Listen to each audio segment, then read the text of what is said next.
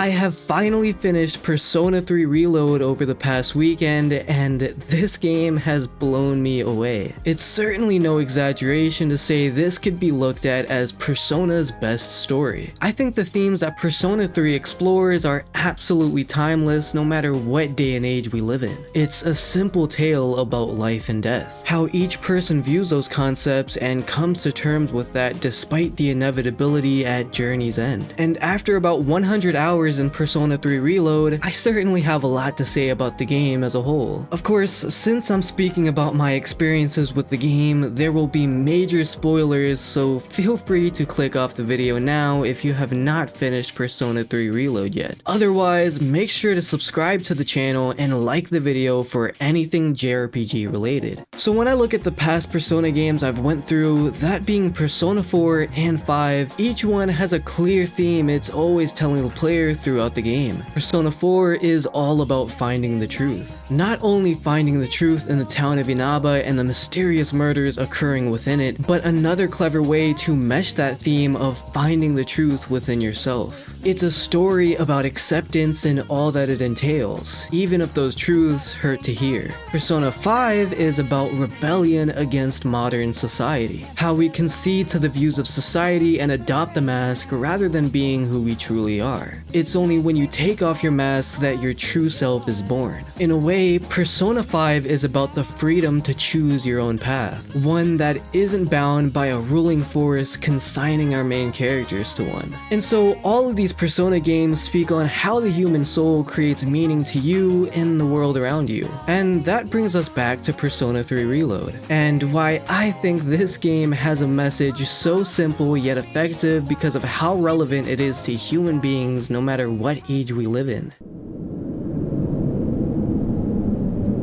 As soon as you start your journey, you're met with an opening shot of the moon, which if you've played through to the end, you'll know that this is where we fight death itself. The game immediately makes its message very clear off rip. You see Yukari pointing an evoker at her head, which at this point, we think she's using the gun to, heavy stuff already. Of course, the game wants us to believe that's the case, to drive the theme forward and set the tone of the overall experience. Not only Yukari, but our main protagonist, we'll call him Makoto, is met with the dark hour. And in this case, a separate hour of the day when time reaches midnight. Time itself comes to a halt, and anybody who doesn't have the potential to use personas are transmogrified into coffins. We'll get more into that in a bit. Just remember that the dark hour is a visual representation of death inevitable. As we move forward in the game, we meet other students who can also summon personas. Also, side note, I find it cool how the other students know about the personas first and not the protagonists. I don't know, I just find it really unique compared to the other Persona games I've played, but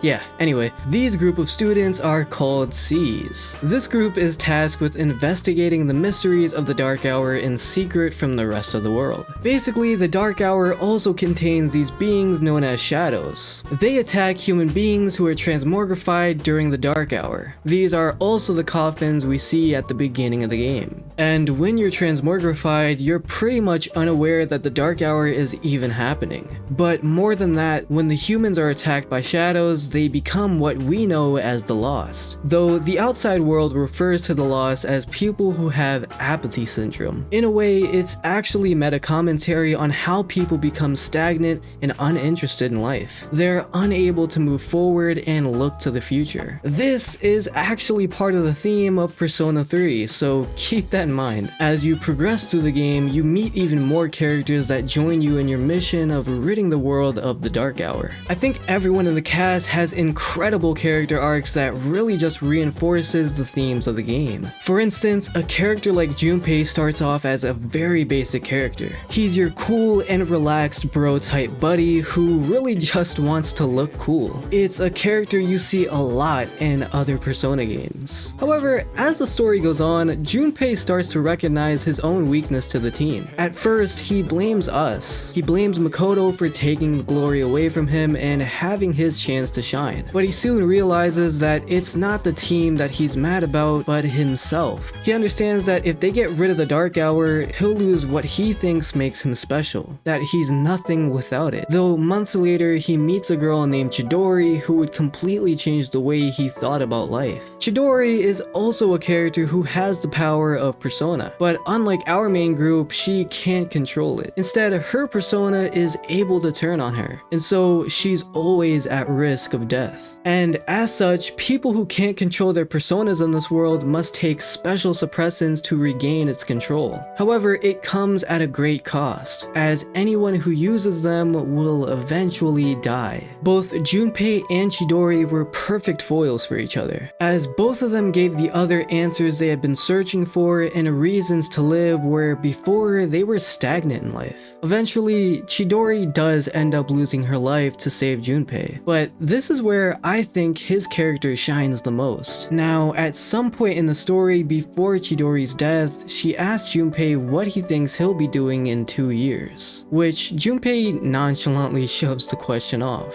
Here is a person who doesn't have much time in life to live, asking Junpei, who has his whole life ahead of him, what he thinks he'll be doing in the future. He understood that that question was a wake-up call to appreciate the life he had, the life he was given by Chidori. What? It's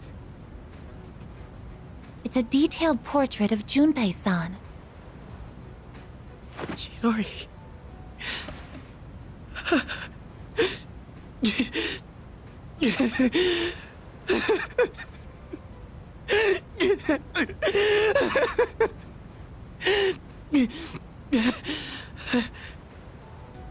Junpei.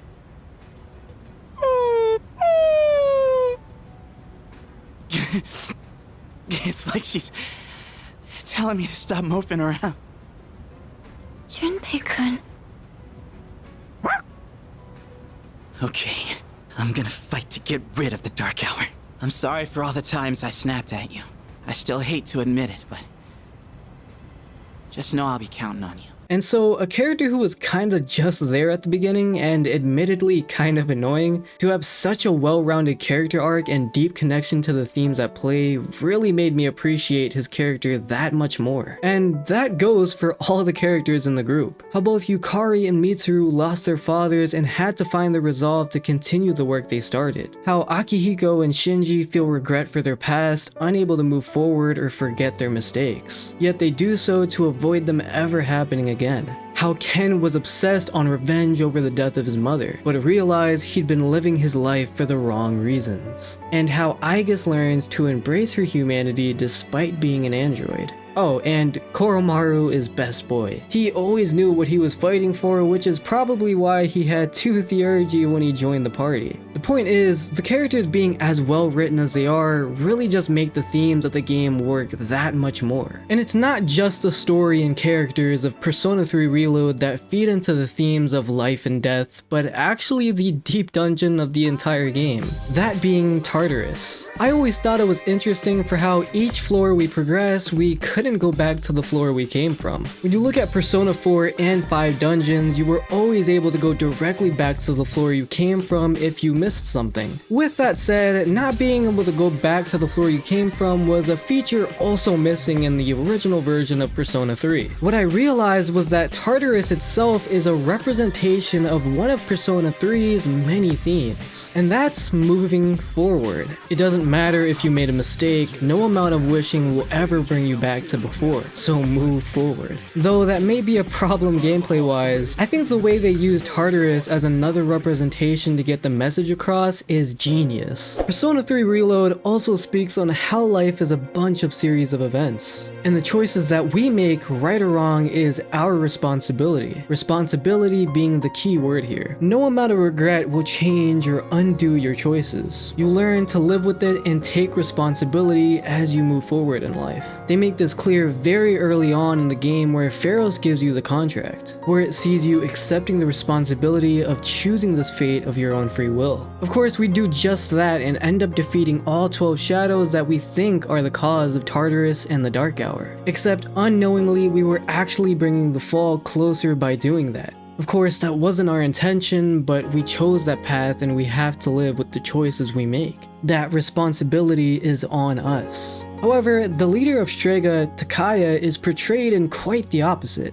Instead of trying to look to the future, he would rather live in the moment and watch as the world is thrust into chaos and taken by the fall. Him and Strega are the opposite of Seas, and the game makes that very clear at every turn. Unlike Seas, they reject the responsibility that life brings because they have lost hope in life. When Ryoji asks us to give in for a life of happiness without fear of the fall, we refuse, because we choose the way we live. And when faced with death, we choose to face it head on despite the consequences. This game pretty much nails everything it set out to do. It's a remake of a beloved classic that, in my opinion, was way ahead of its time, at least in its story. And do I really need to speak about the gameplay? We all pretty much know that Atlus has turn-based down at this point, and I really have no complaints. This franchise is at its current peak right now when it comes to gameplay, and I am all here for it. Persona as a whole has never shied away from touching on real-world problems that occur in modern society or the problems that we face ourselves. I truly believe that the themes explored in Persona 3 Reload are timeless. It's a story that speaks on life and death, to appreciate the time you have and the bonds you share with the ones closest to you in life. It doesn't have to be grandiose or a big celebration. What matters is that you show the ones closest to you how much they mean and enjoy every moment. Death is something that waits for no one. Don't look behind at what is done, but move forward with your life despite the pain. And although death is inevitable, living means moving forward in spite of that. Living means carrying it all with you and moving forward. Live your life to the fullest.